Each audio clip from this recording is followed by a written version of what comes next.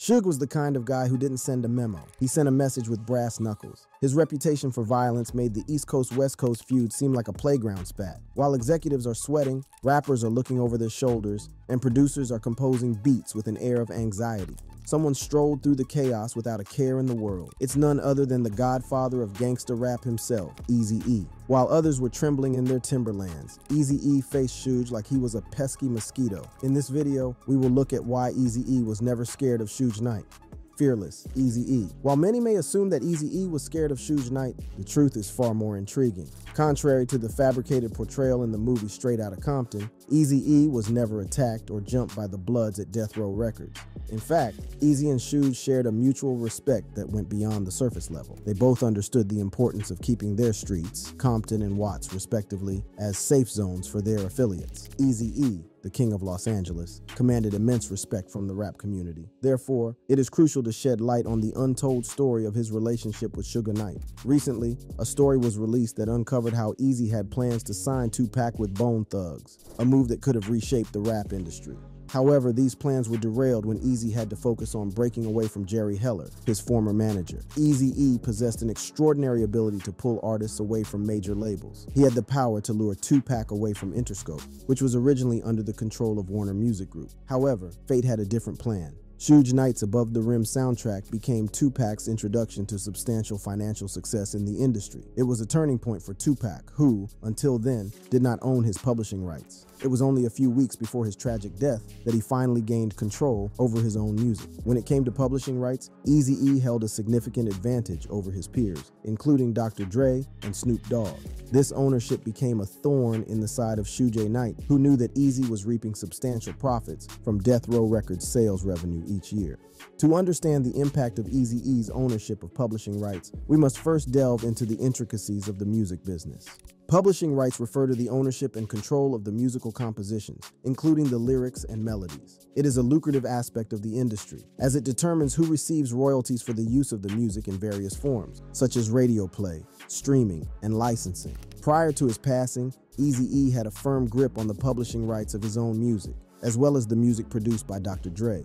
This meant that every time a Dre-produced track was played or sold, Eazy received a significant portion of the profits. It was a financial arrangement that did not sit well with Suge Knight, who saw his Death Row empire being chipped away by Eazy's ownership. The power of publishing rights cannot be underestimated. It is a source of long-term income and control over one's artistic creations. In the case of Eazy-E, it gave him a level of financial stability and influence that few artists could match. While Dr. Dre and Snoop Dogg, two of the biggest names in rap, did not own their publishing rights, Eazy continued to hold the reins. This ownership dynamic created tension between Eazy and Suge Knight as the Death Row mogul sought to expand his empire and maximize his profits. Suge knew that as long as Eazy-E held the rights to Dre's music, he would always have a stake in Death Row's success. It was a constant reminder of Eazy's power and influence, a thorn in Suge's side that he desperately wanted to remove. But why couldn't Suge intimidate Eazy-E into relinquishing his ownership? The answer lies in the unwavering support and loyalty Eazy received from the Mexicans.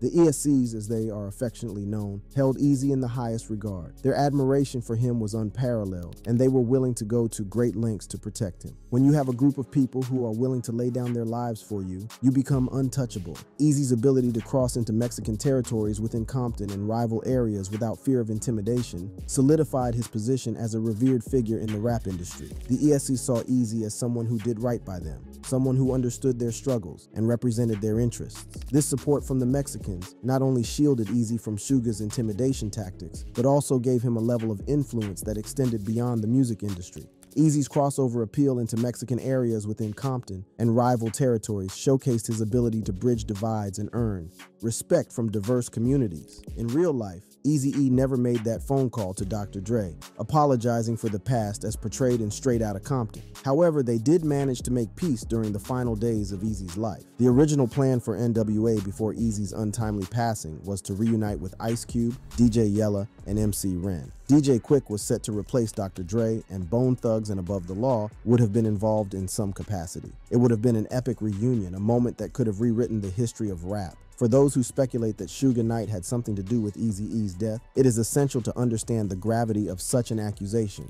The repercussions for an action of that magnitude would have been severe. Even Suge himself, in a lighthearted moment on the Jimmy Kimmel Show, acknowledged the need to pay homage and apologize to Eazy. This gesture speaks volumes about the respect and admiration Eazy-E commanded, even from those who may have been seen as adversaries. But Eazy was not the only rapper who wasn't scared of Suge. Amidst the chaos and intimidation, there were a select few who also refused to back down. Such was the case with Dr. Dre, who went from being a friend of Suge Knight to becoming his enemy. Dr. Dre's path from loyalty to defiance shows his strong determination to succeed despite challenges from Suge Knight's influence. At the height of Death Row Records' dominance, Dr. Dre and Suge Knight were seen as a formidable duo, working together to shape the sound of West Coast rap. Their collaboration yielded groundbreaking hits and propelled the careers of many artists. But behind the scenes, tensions and the cracks in their relationship began to show. As Dr. Dre's creative vision diverged from Suge's ruthless tactics, the once solid friendship started to crumble. Dr. Dre, recognizing the toxic environment at Death Row Records, made the bold decision to leave the label and forge his own path. This move marked a turning point in his career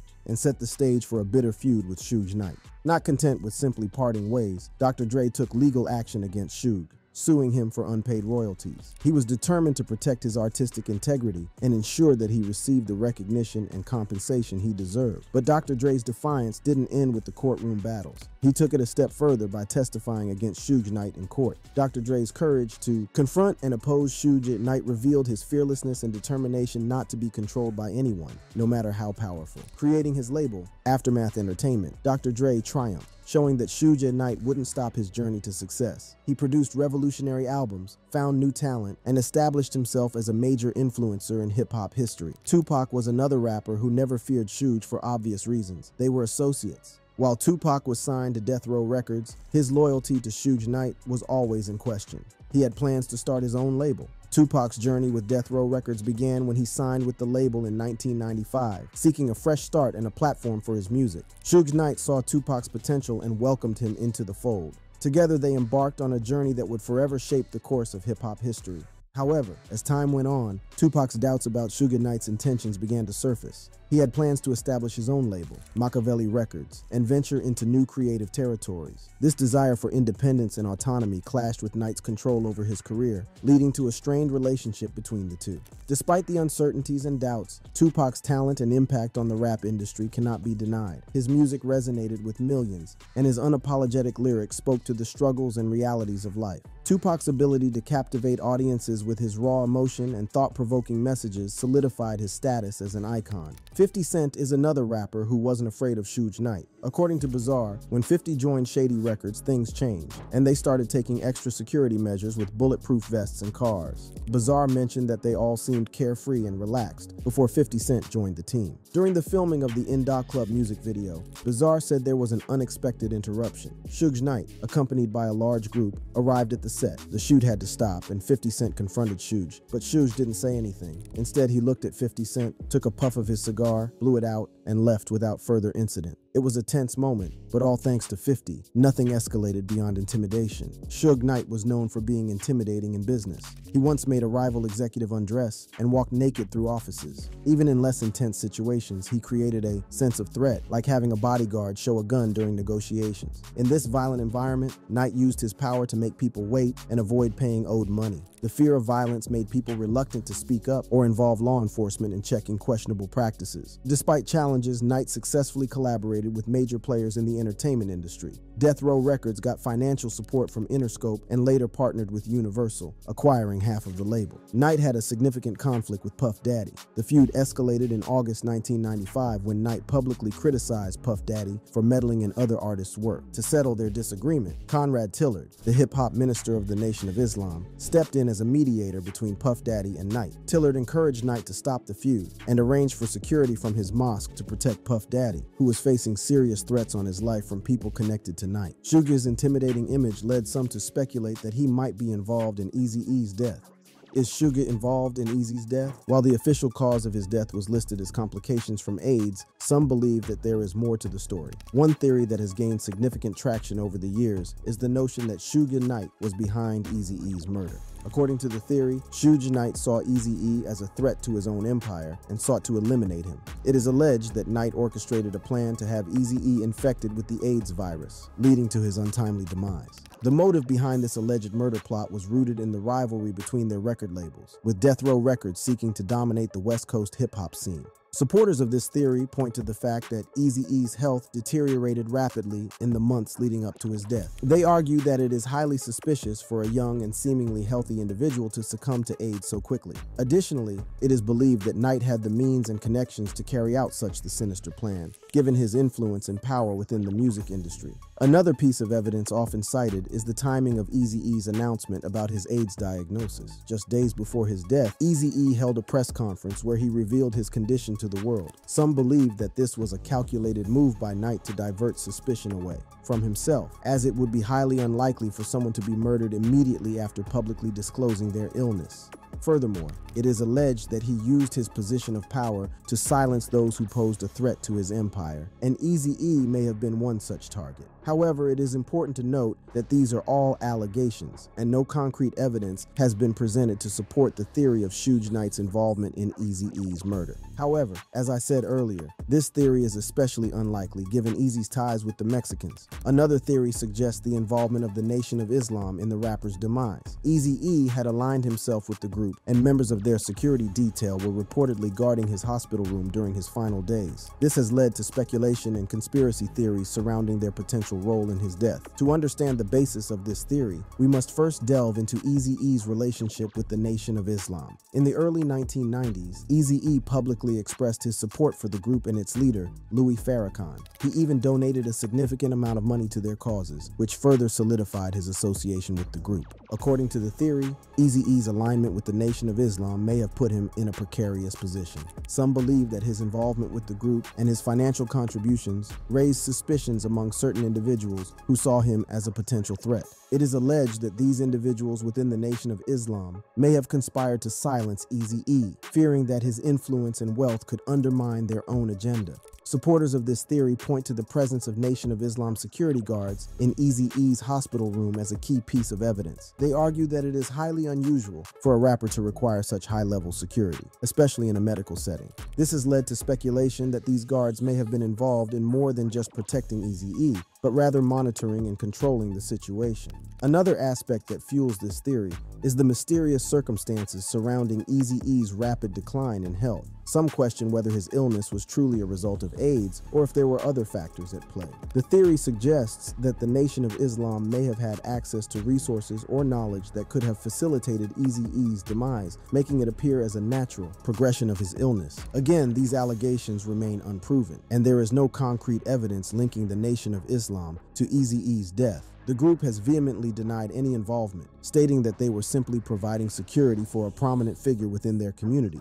While the presence of Nation of Islam security guards may raise eyebrows, it does not necessarily implicate the entire organization in a sinister plot. Another theory points to Eazy's own manager, Jerry Heller. The theory suggests that Heller may have played a role in Eazy-E's demise, fueled by the contentious relationship between the two and the financial disputes that plagued their partnership. To understand the basis of this theory, we must delve into the history of Eazy-E and Jerry Heller's working relationship. Heller was instrumental in the success of NWA and played a pivotal role in shaping Eazy-E's career. However, their partnership was marred by conflicts over financial matters, particularly royalty disputes that led to the departure of Ice Cube from the group. According to the theory, Heller may have harbored resentment towards Eazy-E due to the financial strain caused by the departure of Ice Cube. Some believe that this resentment may have driven Heller to take drastic measures to protect his own interests, even if it meant eliminating Eazy-E. Supporters of this theory suggest that Eazy-E's death might be connected to his plans to cut ties with his manager, Jerry Heller. Eazy-E was reportedly considering legal action to regain control of his earnings. This move could have threatened Heller's financial stability, giving him a motive to be involved in Eazy-E's death. Additionally, there are allegations that Heller had a track record of questionable business practices in the music industry. Some argue that his reputation as a cunning and opportunistic manager makes it believable that he would take extreme measures to safeguard his own interests. However, Heller himself vehemently denied any wrongdoing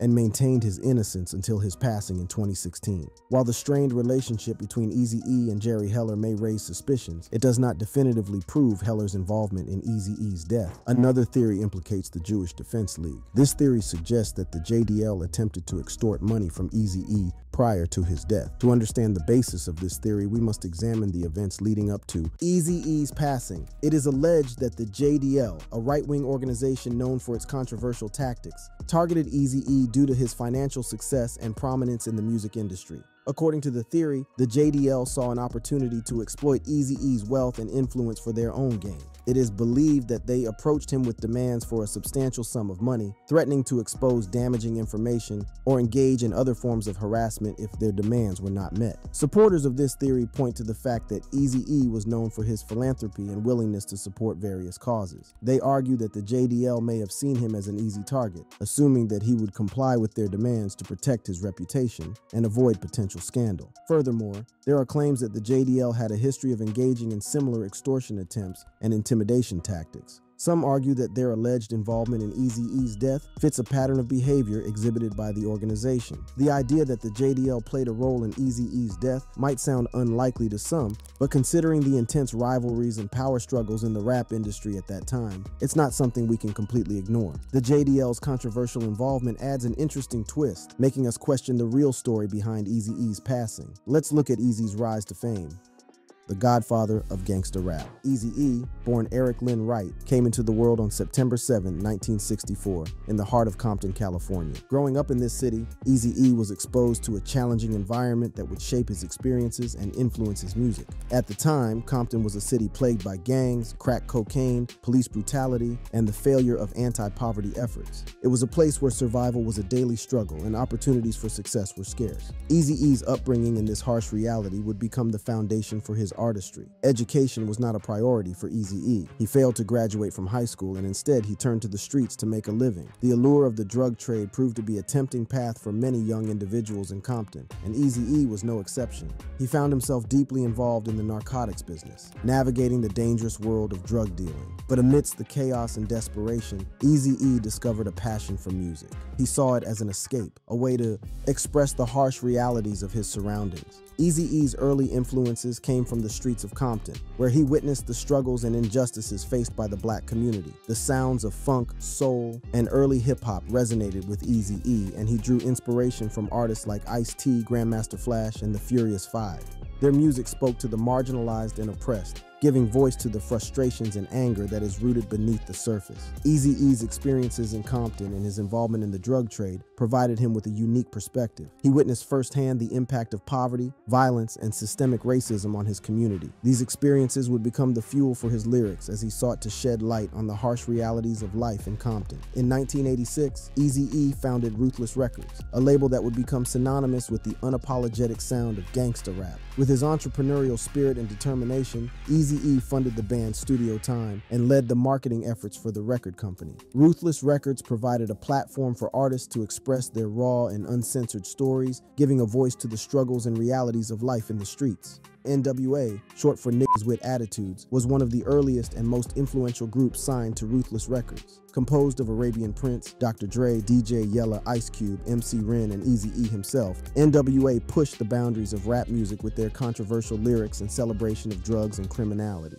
Their debut studio album, NWA and the Posse, was released in 1987 and featured the hit song Boys in the Hood by Eazy-E. The album reached #39 on the top R&B/hip-hop albums chart and sold over 700,000 copies. It was a raw depiction of life in the Compton ghetto, capturing the attention of listeners who were hungry for authentic stories from the streets. But it was their second album, Straight Outta Compton, that truly solidified NWA's place in music history. Released in 1988, the album was a game changer, combining the coolness of It Takes a Nation of Millions with the paranoia of The Chronic. Its opening tracks, including the title track, Straight Outta Compton, Fucked Up Police, and Gangsta Gangsta, were combative and devastating, capturing the attention of fans and critics alike. Fucked Up Police in particular sparked controversy and outrage, The song was a direct response to the systemic racism and police brutality faced by the black community. Its explicit lyrics and unfiltered portrayal of the legal system caused a firestorm of criticism and led to NWA being banned from performing on several radio stations. Despite the backlash, the song sold over 10 million copies in the United States alone, solidifying NWA's impact on the music industry.